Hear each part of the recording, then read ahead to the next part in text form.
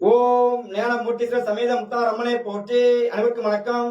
அனுபவம் மற்றும் அருள்வாக்கு ஜோதிடர் செந்தில்குமார் முத்தாரம்மன் பேசுறேன்.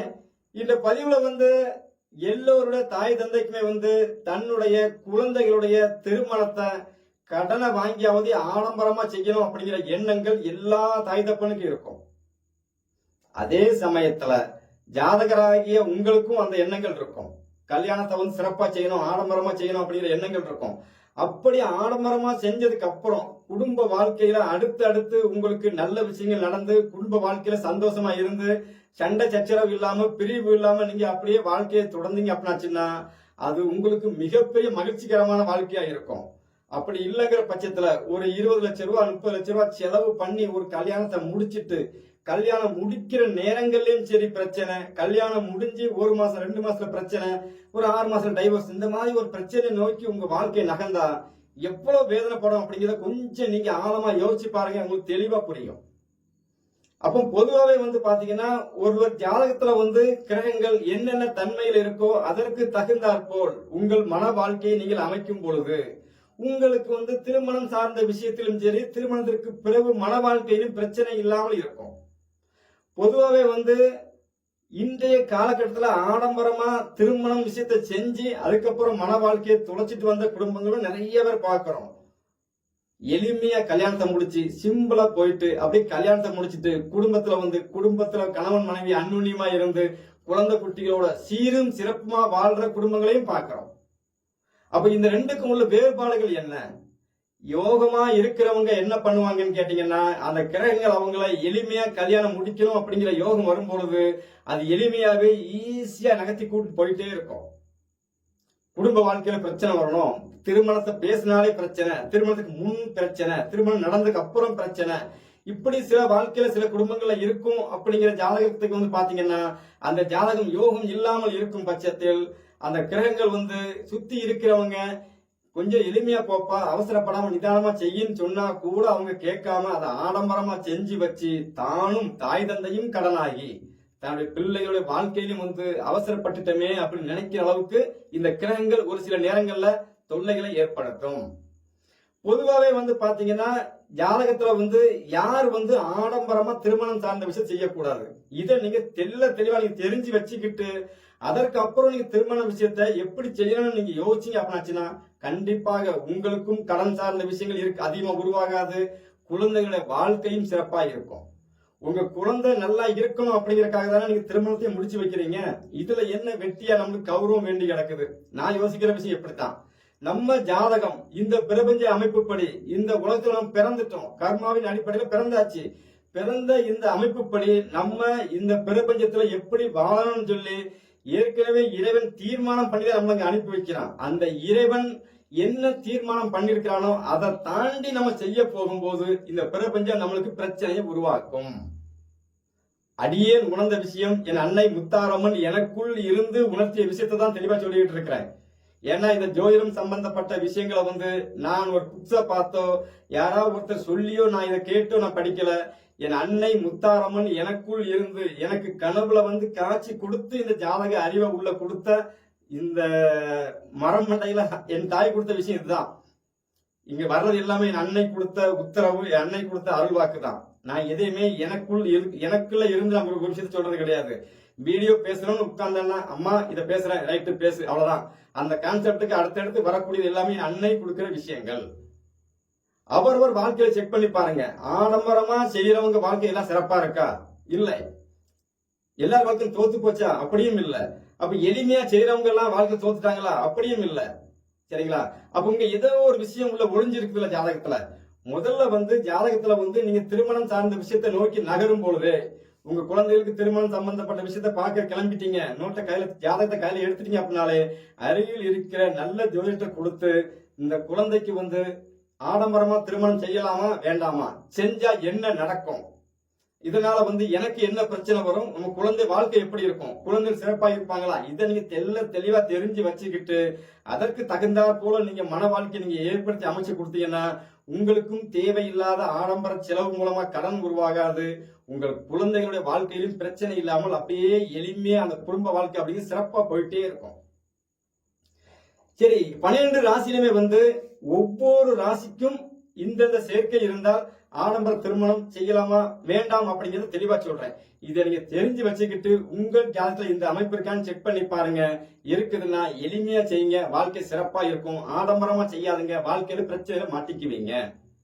ஜாதகம் பாக்குறது எதுக்கு? நம்ம நாளைக்கு நடக்க போற விஷயத்த நீங்க தெரிஞ்சுக்கிறது தான்.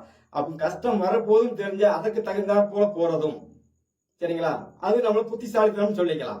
சரி, பொதுவாவே வந்து பாத்தீங்கன்னா ஒருவர் ஜாதகத்துல வந்து ஆடம்பரத்தை கொடுக்கறதுக்கு உண்டான கிரகம் யாரு? சுக்கிர பகவான். அந்த சுக்கிர பகவான் உங்கள் ஜாதகத்தில், நல்லா கேட்டுக்கங்க, உங்கள் ஜாதகத்தில் ராசிப்படி அல்லது லக்கணப்படி இந்த ரெண்டு அமைப்புக்கும் கரெக்டா பொருத்தி பாத்துக்குங்க. லக்கணத்துக்கு மட்டும்தான் கணக்கு எடுத்தேன், ராசிக்கு எடுக்கல அப்படின்னு கணக்கு சொல்லப்படாது. ராசி லக்கணத்திற்கு அந்த சுக்கிரன் யோகாதிபதியாக இருந்தால் நீங்கள் ஆடம்பரமாக செய்யலாம்.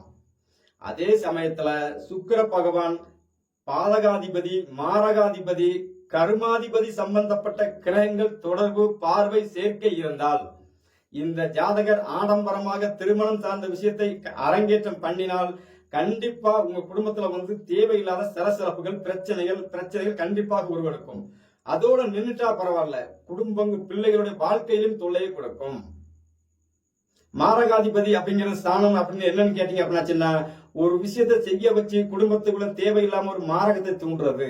கருமாதிபதி என்று சொல்லக்கூடிய ஸ்தானத்தோட அந்த கிரகங்கள் தொடர்பு வரும்போது என்ன நடக்கும் கேட்டீங்கன்னா, திருமணம் முடியறதுக்கு முன் பின் சரிங்களா, திருமணத்துக்கு அன்று இந்த காலகட்டத்தில் குறுகிய காலகட்டத்துக்குள்ள தேவையில்லாம நம்ம ஒரு இழப்புகளை சந்திக்கிறதுக்கு உண்டான சூழலை உருவாக்கி விட்டுறோம். சரிங்களா, பாதகாதிபதி அப்படின்னா என்னன்னு கேட்டீங்கன்னா, ஆடம்பரமா செய்யப்பா, அவன்ட கடனை வாங்கு, இவன்ட கடனை வாங்கு, இதை வாங்கி அதை செய்ய, இதை ஆடம்பரமா செய்யக்கூடாத ஆடம்பரத்தெல்லாம் செஞ்சு வச்சு திருமணத்தை முடிச்சு வச்சு அதுக்கப்புறம் கொடுக்கும் பாருங்க ஒரு பெரிய பிரச்சனைய. ஏண்டா இந்த திருமணத்தை முடிச்சோம், அவசரப்பட்டுட்டோமே ஆண்டவா அப்படின்னு நீங்க கைகட்டி நிக்கிற அளவுக்கு பாதகத்தை செய்யும். பாதகம் அப்படிங்கிறது கொடுத்து புடுங்கிறது, செய்ய வச்சு நம்மளை அடிக்கிறது. மாரகம் அப்படிங்கிறது நம்ம செய்ய வச்சு அதுல இருந்து ஒரு தவறு பண்ணிட்டு யோசிக்க வைக்கிறது. மரணம் சார்ந்த விஷயத்துக்கு நோக்கி எடுத்துக்கலாம்.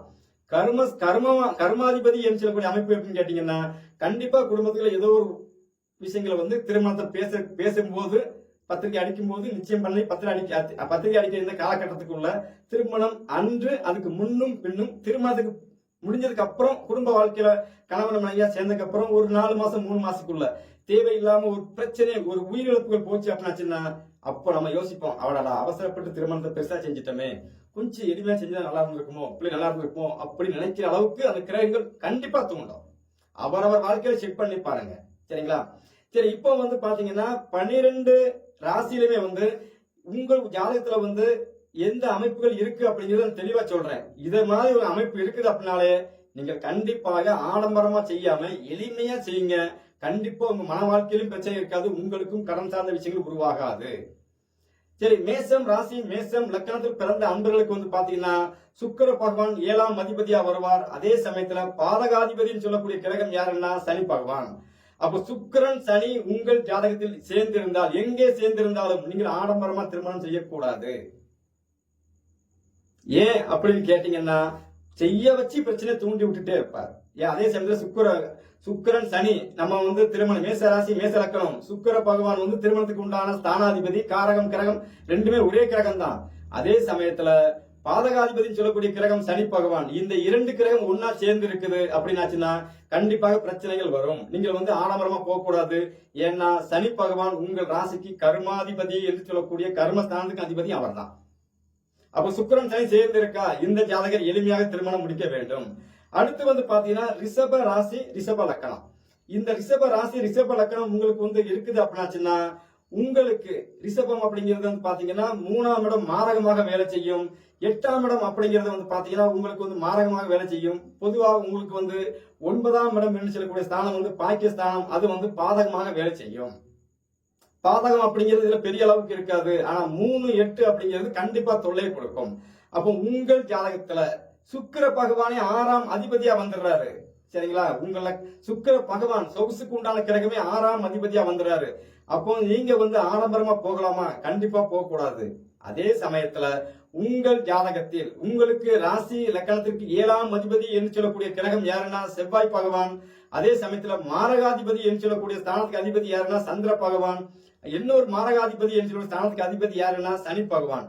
அப்போ உங்கள் ஜாதகத்தில் ரிஷப ராசி ரிஷப லக்னம் சம்பந்தப்பட்டாச்சு. உங்கள் ஜாதகத்துல சந்திரன் சனி செவ்வாய் இந்த 3 கிரகங்கள் பார்வை சேர்க்கை தொடர்புகள் இருந்தால் நீங்கள் ஆடம்பரமாக திருமணம் சார்ந்த விஷயத்தை நீங்கள் செய்யக்கூடாது. செஞ்சா கண்டிப்பா பிரச்சனைகள் உருவாகும். அடுத்து வந்து பாத்தீங்கன்னா மிதுன ராசி மிதுன லக்கணம். இந்த மிதுன ராசி மிதுன லக்கணத்துக்கு வந்து பாத்தீங்கன்னா 7ஆம் அதிபதி என்று சொல்லக்கூடிய குரு பகவான் 10ஆம் அதிபதி என்று சொல்லக்கூடிய கர்மஸ்தானத்துக்கு அதிபதியா வந்து அவரே பாதகாதிபதி மாரகாதிபதி சம்பந்தப்பட்ட தொடர்புல இருக்கிறதுனால உங்கள் ஜாதகத்துல வந்து குரு பகவான், நல்லா கேட்டுக்குங்க, குரு பகவான் 7ஆம் இடத்தோடு தொடர்புல இருந்தாலும் சரி 10ஆம் இடம் தொடர்புல இருந்தாலும் சரி, அதே சமயத்துல சுக்கிர பகவானோடு சேர்ந்து இருந்தால் இந்த ஜாதகர் கண்டிப்பாக ஆடம்பரமான ஒரு வாழ்க்கை, அதாவது திருமண சார்ந்த விஷயத்தை ஆடம்பரமா செய்யவே கூடாது. ஏன்னா சுக்கிரன் உங்களுக்கு 5ஆம் அதிபதி 12ஆம் அதிபதி. நீங்க வந்து ஆடம்பரமா செய்யணும்னு செஞ்சீங்க அப்படின்னா கண்டிப்பா உங்களுக்கு வந்து மிகப்பெரிய ஒரு நெருக்கடியை இந்த கிரகங்கள் கண்டிப்பா உருவாக்கும். அப்ப மிதுன ராசி மிதுன லக்கணம் சுக்கிரன் குரு பார்வை சேர்க்கை சம்பந்தப்பட்ட அமைப்புகள் இருந்தால் கண்டிப்பாக இதை அவாய்ட் பண்ணிருங்க. சரிங்களா? அடுத்து வந்து பாத்தீங்கன்னா கடக ராசி கடக லக்கணம். அப்ப கடக ராசி கடக லக்கணத்துக்கு வந்து பாத்தீங்கன்னா அது சரராசி. அதே சமயம் சரராசிக்கு லாபாதிபதி என்று சொல்லக்கூடிய சுக்கிர பகவானே பாதகாதிபதியா வந்துருவாரு. அதே சமயத்துல உங்களுக்கு 7ஆம் அதிபதி என்று சொல்லக்கூடிய கிரகம் யாருன்னு கேட்டீங்கன்னா உங்கள் ஜாதகத்துக்கு நேர் 7ஆம் இடம் அப்படிங்கிறது மகர ராசி சனி பகவான். அப்போ சனி பகவான் காலதேவ கணக்குப்படி கர்மாதிபதியா வந்துடுறாரு. உங்களுக்கு அவர் 7ஆம் அதிபதி. அதே சமயத்துல உங்கள் ஜாதகத்தில் சுக்கிரன் சனி சேர்க்கை இருந்தால் நீங்களும் ஆடம்பரமான திருமணம் சார்ந்த விஷயத்தை நோக்கி நீங்க நகரக்கூடாது.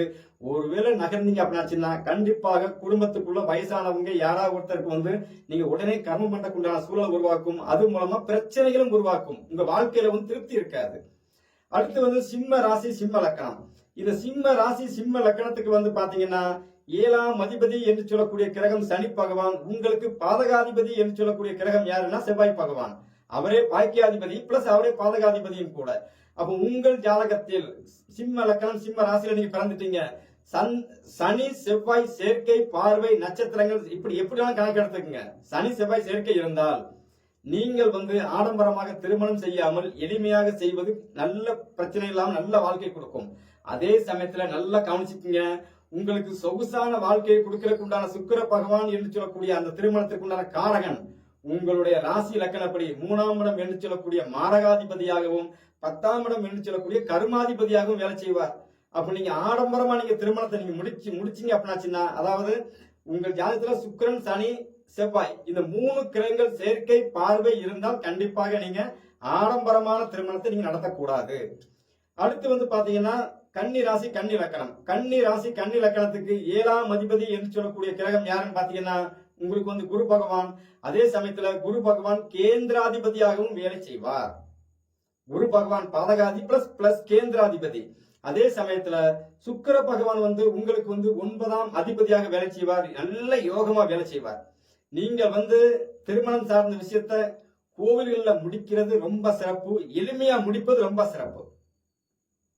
ஏன் அப்படின்னு கேட்டீங்கன்னா உங்களுக்கு வந்து சந்திர பகவானே பாதகாதிபதியாக வருவார். அதாவது உங்களுக்கு 7ஆம் இடமும் 11ஆம் இடமும் பாதகமா வேலை செய்யும். அப்போ குருவும் சந்திரனும் சேர்ந்து இருந்தால் கண்டிப்பா இந்த ஜாதகர் வந்து ஆடம்பரமான திருமணத்தை நோக்கி நகரக்கூடாது. எளிமையாக முடிப்பது ஒரு கோவில வச்சு முடிப்பது ரொம்ப சிறப்பு.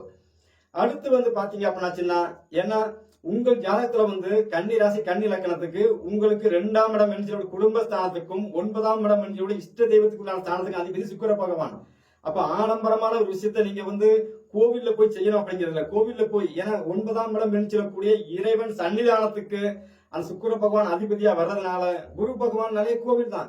கோவில்ல போய் எளிமையா முடிக்கும் பொழுது மிகப்பெரிய இக்கட்டான சூழ்நிலை இருந்து நீங்க ஈஸியா வெளியே வந்துடலாம். அடுத்து வந்து பாத்தீங்கன்னா துலாம் ராசி துலாம் லக்கணம். சரி, துலாம் ராசி துலாம் லக்கணத்துக்கு நல்லா செக் பண்ணி பாருங்க. உங்களுக்கு வந்து திருமணத்துக்கு உண்டான ஸ்தானாதிபதி யாரு அப்படின்னு கேட்டீங்கன்னா செவ்வாய் பகவான். அதே மாதிரி ஆடம்பரத்துக்கு உண்டான கிரகம் யாருன்னு பாத்தீங்கன்னா உங்களுடைய லக்கணத்துக்கும் ராசிக்கும் அதிபதி என்று சொல்லக்கூடிய சுக்கிர பகவானே. அவரை 8ஆம் அதிபதியாக வந்துருவார். அப்ப 8ஆம் இடம் அப்படிங்கிறது என்ன? மிகப்பெரிய கடனை உருவாக்குறது, பிரச்சனையை உருவாக்குறதுன்னு அர்த்தம். இந்த ஸ்தானத்துக்கு அதிபதியாகி உங்களுக்கு ஆடம்பரத்துக்கு உண்டான கிரகமே வந்து பெரும் கடனையும் பெரும் பிரச்சனைக்கும் அதிபதியாகி தான் உங்களுக்கு இருக்குது.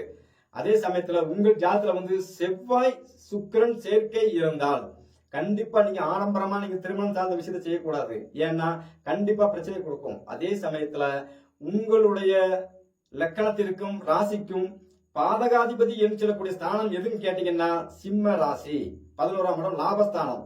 அப்ப உங்கள் ஜாதகத்துல வந்து சூரியன் சுக்கிரன் சேர்க்கை பார்வை, அதே சமயத்துல செவ்வாயும் சேர்ந்து பார்வை சேர்க்கை, இந்த மாதிரி அமைப்பு இருக்கு அப்படின்னாச்சுன்னா கண்டிப்பா நீங்க வந்து ஆடம்பரமான ஒரு திருமணம் சார்ந்த விஷயத்தை நீங்க செய்யும் பொழுது தந்தைக்கு தொல்லை கொடுக்கும். பூர்வீகத்தில் இருக்கக்கூடிய தாத்தா பாட்டி உறவுகளுக்கு அல்லது உங்க தாத்தா பாட்டி பக்கத்தில் இருக்காங்கன்னா இவங்களுக்கு ஒரு ஆயுள் பிரச்சனை ஏதோ ஒண்ணு கொடுத்து ஏண்டா திருமணத்தை ஆடம்பரமா முடிச்சோம்னு நினைக்கிற அளவுக்கு தொல்லையை கொடுக்கும். ஆடம்பரமா நீங்க திருமணம் சார்ந்த விஷயத்த செய்யக்கூடாது.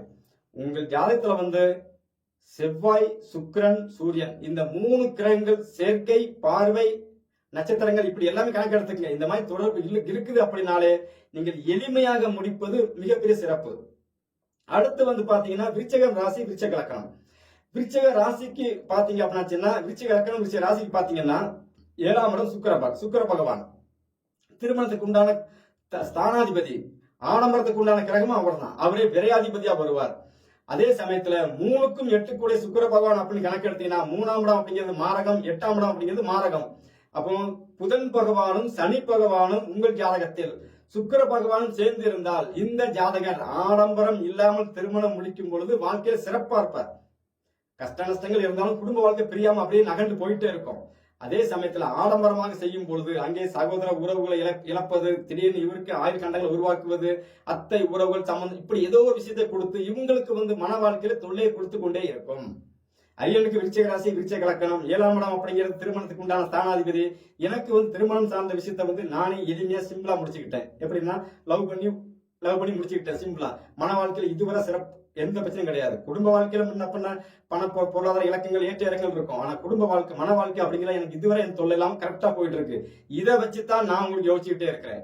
ஏன்னா என்னுடைய சுக்கிர பகவான் வந்து பாத்தீங்கன்னா புதன் பகவானுக்கு கால் கொடுத்து நட்சத்திர கால் கொடுத்திருக்கிறாரு. அதே சுக்கிர பகவான் சனி பகவான் நட்சத்திர கால் பண்ணிருக்கு கால் இருக்கிறாரு. அப்ப 3, 8, 7 பாதகம் மாரகம் எல்லாம் ஒன்னா கலந்துருக்குதா. ஆனால் எந்த பிரச்சனையும் கிடையாது. காரணம் நான் எளிமையா முடிச்ச, யாருமே இல்லாம முடிச்ச இந்த ஒரே ஒரு காரணம் தான். ஒருவேளை நான் ஆடம்பரமா முடிச்சிருந்தால் இந்த வாழ்க்கை எனக்கு இல்லைன்னு முடிவு பண்ணிக்கலாம்.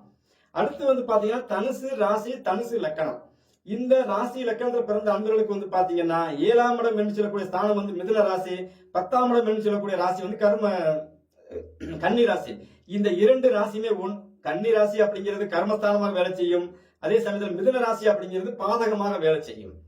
உங்களுக்கு வந்து சுக்கிர பகவான் வந்து 11ஆம் அதிபதியாக வேலை செய்வார், அதாவது பாதகாதிபதியாக வேலை செய்வார். அப்ப உங்களுக்கு என்ன பண்ணும், உங்க ஜாதகத்துல வந்து புதன் சுக்கிரன் சேர்க்கை உங்கள் ஜாதகத்தில் இருந்தால் இந்த ஜாதகர் ஆடம்பரமான திருமணத்தை செய்யாமல் எளிமையாக செய்யும் பொழுது வாழ்க்கையில சிறப்பாக இருக்கும். அடுத்து வந்து மகர ராசி மகர லக்கணம். இந்த மகர ராசி மகர லக்கணத்தில் பிறந்த அன்பர்களுக்கு வந்து பாத்தீங்கன்னா உங்களுக்கு வந்து செவ்வாய் பகவானை பாதகாதிபதியாக வருவார். உங்கள் ஜாதகத்துல வந்து பாத்தீங்கன்னா நேர் 7ஆம் இடம் அப்படிங்கிறது சந்திர பகவான் வீடு. அப்ப உங்களுக்கு உங்கள் ஜாதகத்துல வந்து செவ்வாய் சந்திரன் சேர்க்கை இருந்தால், நல்லா கேட்டுக்குங்க, செவ்வாய் சந்திரன் சேர்க்கை இருந்தால் இந்த ஜாதகருக்கு கண்டிப்பாக ஆடம்பரமான ஒரு திருமணம் சார்ந்த விஷயத்தை கண்டிப்பாக நடத்தக்கூடாது.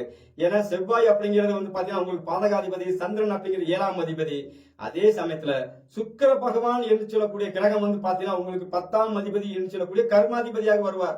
அப்ப சந்திரன் சுக்கிரன் செவ்வாய் இந்த 3 கிரகங்கள் பார்வை சேர்க்கை தொடர்புகள் இருக்குது அப்படின்னா ஆடம்பரமாக செய்யாமல் எளிமையாக போவது நல்லது. அடுத்து வந்து பாத்தீங்கன்னா கும்ப ராசி கும்ப லக்கணம். சரி, இந்த கும்ப ராசி கும்பம் லக்கணத்தில் பிறந்த அன்பர்களுக்கு வந்து அது ஸ்திர லக்கணம். 3ஆம் இடம் என்று சொல்லக்கூடிய செவ்வாய் பகவான் உங்களுக்கு வந்து மாரகாதிபதியாகவும் 7ஆம் இடம் என்று சொல்லக்கூடிய அந்த சூரிய பகவான் திருமண ஸ்தானாதிபதியாகவும், அதே சமயத்துல உங்களுக்கு வந்து 9ஆம் இடம் என்று சொல்லக்கூடிய ஸ்தானமே வந்து பாதகமாக வேலை செய்யும். பாதகம்னா என்ன, கொடுத்து புடுங்கிறது. ஆனா அது பாக்கியஸ்தானமாகவும் இருக்கும். அப்ப பெரிதளவு பாதகத்தை செய்யாது, ஓரளவு பாக்கியத்தை செய்வதற்குண்டான சூழலை உருவாக்கும். ஆனாலும் திருமணம் சார்ந்த விஷயத்துக்கு உண்டான கிரகம் சுக்கிர பகவான் அவர் பாதகாதிபதியாக வருவதால் நீங்கள் கண்டிப்பாக உங்களுடைய திருமணம் சார்ந்த விஷயத்தையும் பெரிய லெவல்ல ஆடம்பரமா செய்யாம எளிமையா செய்யும்போது நல்லா இருக்கும். என்ன சேர்க்கைகள், சுக்கிரன் சூரியன் செவ்வாய் இந்த 3 கிரகங்கள் சேர்க்கை பார்வை தொடர்பு உங்க ஜாதகத்தில் இருக்குது அப்படின்னா கல்யாணத்தை வந்து எளிமையா ஆடம்பரம் இல்லாம முடிங்க, சிறப்பா இருக்கும் வாழ்க்கை. அடுத்து வந்து பாத்தீங்கன்னா கடைசியா மீன ராசி.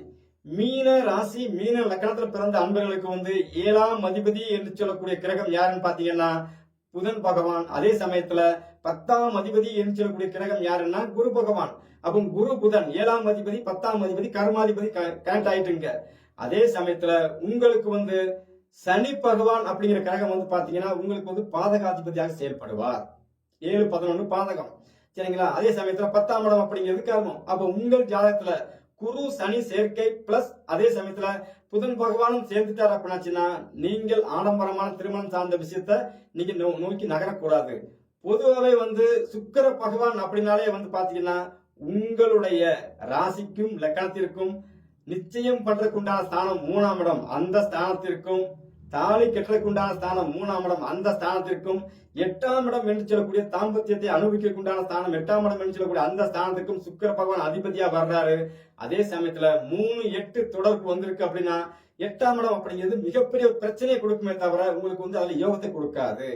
அப்போ சுக்கிர பகவானே 8ஆம் அதிபதியா வந்துறாரு. ஆடம்பரமா போகும்போது என்ன ஆகும்? கண்டிப்பா நெருக்கடிகளை கொடுக்கும்.